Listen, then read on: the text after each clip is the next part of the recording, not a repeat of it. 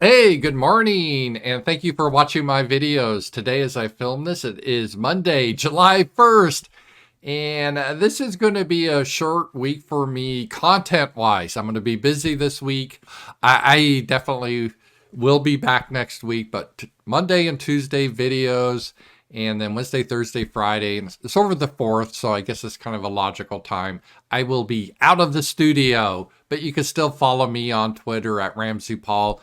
And as always, please, thank you for watching me and subscribe and like my videos both on YouTube and Rumble and follow me on X.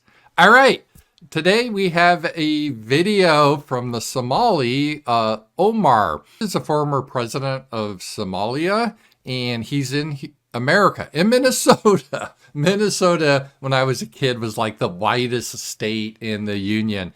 And then there was an effort by NGOs to import Somalis, Africans who are primarily Muslims, into this extremely white Christian state. And Omar is a candidate. Well, she's not a candidate. She's in Congress. But she has the support of the former president of Somalia campaigning for her in Minnesota. And he's not speaking in English. He's speaking in Somali. That's the language they speak in, I guess, Somalia and in Minnesota now, I guess. So I will, if you're listening to this, I will translate. It's a short clip. Representative Ilhan Omar, who has written the name of Somalia with a golden pen.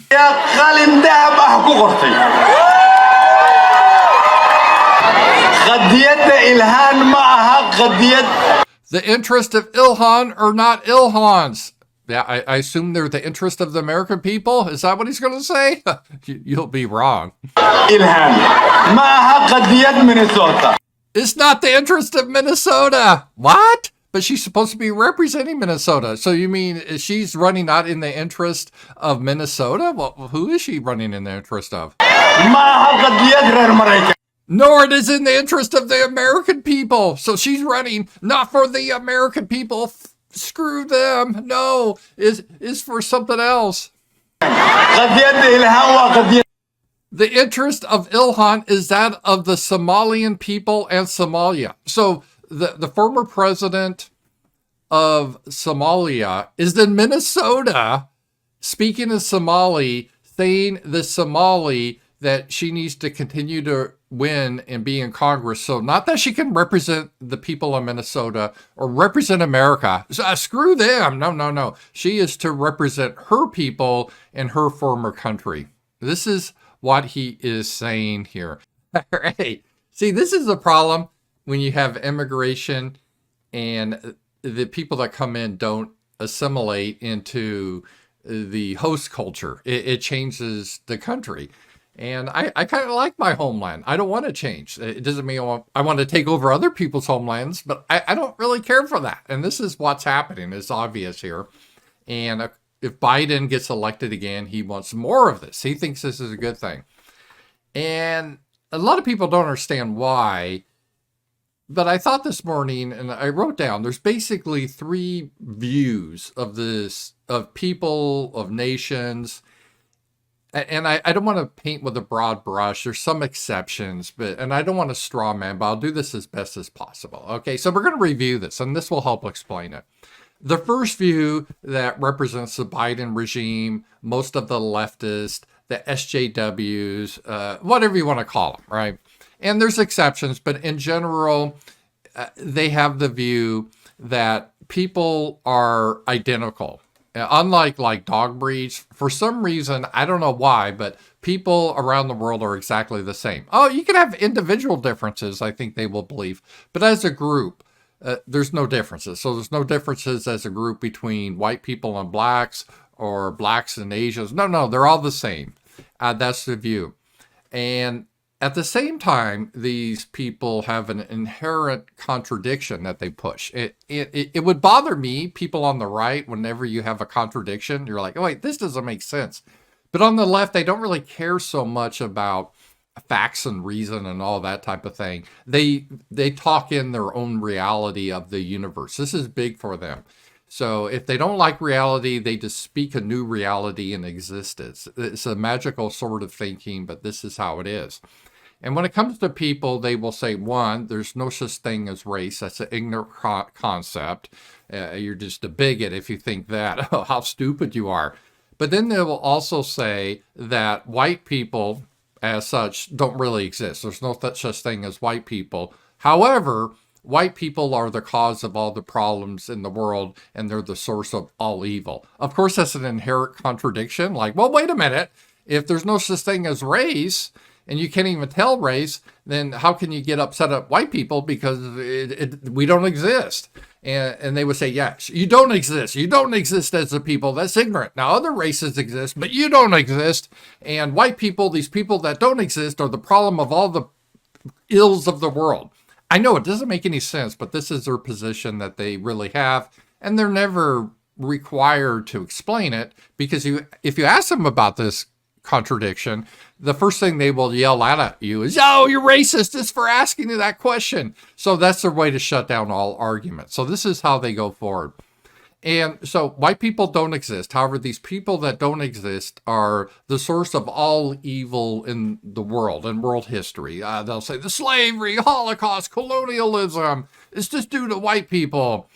And everything that was good, that was made, technology, America, they have this weird revisionism that, no, white people didn't make anything. They didn't invent anything. They just stole it from us.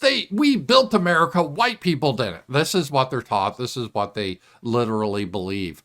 And as such, we don't have a right to our homelands. Now, they have a right to their homelands. Let's say it's Somalis. They have a right to Somalia. It's like, no, we have a right to our homeland, but we don't, because we're fundamentally evil. And if you do see any differences between people in, like, say, intellectual tests or anything like that, there's different performances, it has to be due to white supremacy. Any negative differences. So let's say math scores are higher with Asians compared to blacks. Even though whites aren't in the equation, they will say, well, that's due to white supremacy. But if it's something like, why are there more black basketball players? Well, that's just because black people are better than white people. And so in that case, it's not white supremacy. And probably their fundamental premise is that the highest evil is racism. There's nothing worse than racism. You could kill children. That's better than racism. And here's the kicker. Only white people can be racist. So then obviously, if the highest evil is racism and only white people can be racist, how do you solve this problem? Well, you get rid of whiteness or white people. And this is what they say. So bottom line, their whole philosophy is getting rid of whiteness or white people. And how do you do that? Well, there's quite a few ways they do this. One, through push certain agendas that reduce the birth rates. And the big one is through immigration. And it's just not the United States that are doing this. They're doing this in Canada, Britain, France, everywhere, because this is their goal. And so this is how they view the world. So in the video I showed you of Somalis coming into Minnesota, they think this is a really good thing because Minnesota was like 97% white and Christian in the 1970s. That's a huge problem. So they're fixing the problem. And the fact that the Somalis here, they're not trying to integrate into America, adopt our customs, learn our language, be good Americans. As you heard the guy, they have no interest in that. But from the leftist point of view, or the Democrats, SJWs, however you want to say it, they said, well, that's a good thing. That's a good thing. In fact, trying to oppose that and trying to assume that they should integrate into our country or assimilate, what is it? Yes. Can you guess it? Yeah. Racist. So this is their worldview. So they think this is a good thing. More of these people in, please. And then if that creates more crime in, let's say, Minneapolis, well, what's the fault of the more crime? That's right. White supremacy. It's crazy, but this is what they believe. It's a cult. And they really are into this cult. It's like a Jim Jones cult being a leftist. All right, the second group of people that deal with this, and this is what I call the Normy Republicans, the GOP types, and they agree with much of the left. They just have a little nuance on it. They do believe, like the left, that there is no such thing as race, that people are identical. Not necessarily each individual, because they understand individual differences, but within a race, there's no differences. And, you'll have like GOP saying, well, I know this like a big Carson, brilliant man. And then you have these stupid white people. Heck, see, that just proves there are no racial differences. It's just all culture. This is how they will go. And so the civic nationalist GOP mainstream, that type of position is, well, yeah, white people exist, but it's an irrelevant thing. It's like hair color. And they will jump out and say that, oh, I don't care if you're white, yellow, red, or purple. They always like to say purple to be funny. You're an American. That's the big thing they do. And, oh, we all bleed red. They'll say that nonsense. The snake I killed the other week bled red when I chopped his head off. So I don't know how that's an argument, but they make that argument. But they also agree with the left that racism is the highest evil. They agree with that premise. That's why they're always scared of that accusation. But they do a twist on it, and they think they're clever. Is like, well, you know who are the real racists? Yeah, the Democrats. So this is why you'll get a debate like between Donald Trump, who's kind of a civic nationalist GOP type, with Biden, who's a SJW leftist, over who loves black people the most and who's keeping down the black people, and they'll argue about that. They will never, because they have the same premise that racism is the most evil thing in the world. They just accuse the other side of it. This is what they do. Now, the other difference, and this is the big difference of the civic nationalists versus the SJWs or like the Joe Biden leftists, is they think everything is based on this magic thing called culture. And the problem with like all these Somalis coming in isn't that they're Somalis, it's the culture. And these people, the civic nationalists, they really believe if we just get these people in America and keep them away from the damn Democrats in the public schools and get them off the Democrat plantation, they will basically be white people. I mean, they still may have black skin, but they're fundamentally act just like a white person. There's no difference.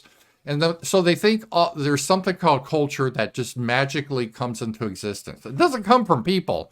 It just happens, the magic dirt concept. You get in America and your culture just changes. So you could be in New Guinea, be a cannibal, literal cannibal with a spear, but you come to America and all of a sudden you're like Thomas Jefferson. It's just a magic transformation that takes place. And if this transformation doesn't take place, it's because of the Democrats trying to hold these good people down. And so we got to get rid of the teachers union in the schools and get good Republicans to teach these people. So this is how they see that. And they will prattle on about like, oh, low expectations on people of color. That's the problem. So the bottom line, how these people look at things is that we don't really have a right to our homelands because we don't exist. They would agree with that. This whiteness is just irrelevant. So who cares if we bring in 1 million Somalis? That's fine, as long as it's legal and we vet them and they're educated. So basically, they don't come out and say it, but what they're saying that the people we bring in over here, the millions of them, we teach them to be like us, that we teach them to be white, and they can. And they always use examples like Clarence Thomas and Ben Carson and all that. Thomas Sowell, they get all excited when you mention those names. See, it can happen. And so let's bring them all in. And then as long as we keep them away from the Democrat plantation, they'll be just like us, and natural conservatives. This is how civic nationalists think. All right. Then we finally have the other theory. The nationalist theory is that people are different, not on the individual level, but on an ethnic level, there's differences because we are biological creatures like dogs. And dogs, if you look at breeds, they have different qualities. If you've ever owned dogs, you see the breeds.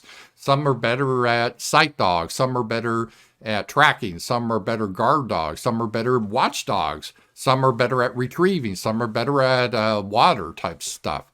It's very different. And it's because of breeding, because of genetics. There's a lot of variation there. And yes, all dogs bleed red and they can breed together, but there's still differences. And so the nationalist position is, well, this holds true of humans too, because we were in different climates, different areas of the world.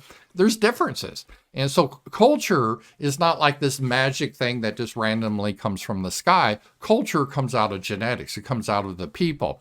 And yes, white people are real. And no, we're not inherently evil. In fact, we've done a lot of good things. But we don't even have to get in that discussion, because we should have the right to homelands just like everyone else. Just like the Somalis have a right to Somalia, and the Jewish people have a right to Israel. Well, we should have the same concept. Like France should be for the French people, Germany for the Germans, and America for the people that founded this country. This is our homeland. There's nothing evil with that concept. And that's the fundamental difference of the right position compared to the SJWs and the civic nationalists. And so this is where the tension comes in, because the nationalist position, well, that's racist, is like, well, we have a right to our homelands. We don't have to take in 1 million Somalis, and we're not going to try to change them to be like us, because that's not going to happen for the most part. I mean, individuals you may, but in general, that's not going to happen. That's going to fundamentally change our homeland. And we're not saying our homeland is good or bad. Well, maybe we are. I think it's good. But you may not think it is, but that's okay. We can have different homelands, different countries in the world, but we have a right to ours to make it the way we sit with our culture. Maybe people think, oh, you're boring white culture, so mayonnaise. Well, okay, if that's what you think, you can have your excitement in your culture. But we should have the right to have our culture. Minnesota first should be for the Minnesotan people. They have a right to the state. It shouldn't have to change. It may not have been perfect, but it's something that they liked, and I don't think they ever voted on getting rid of their state and their populace, and that is something that never really came up. So these are the three different theories. Again, you have the left that think whiteness and white people are fundamentally evil because of past ills, and they literally need to be replaced or eliminated, and you do that through you have the whole LGBTQ thing, trying to reduce birth rates, gender affirming surgeries, and especially through immigration, trying to change that. And then you have the right, or the GOP mainstream, the civic nationalists, is like, well, this mass immigration can be good as long as it's legal and we vet people, make sure they don't have a disease, or they're not mentally insane, or they're not a criminal. Otherwise, we don't care where they come from. They can become a good American.